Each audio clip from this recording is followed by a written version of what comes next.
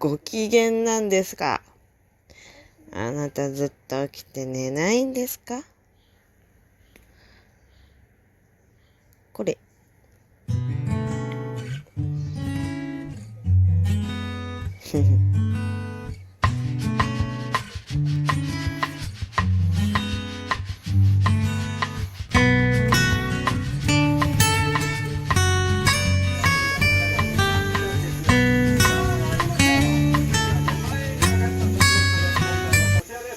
機嫌直った？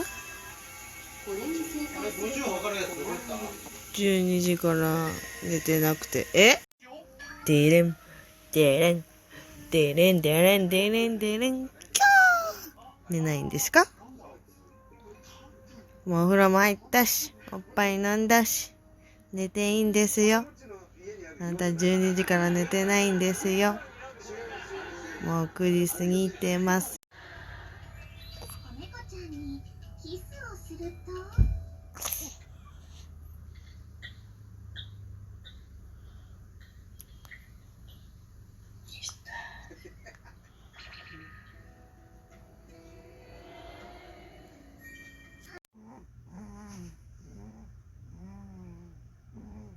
相当疲れたのでしょう。いびきをかいて寝ています。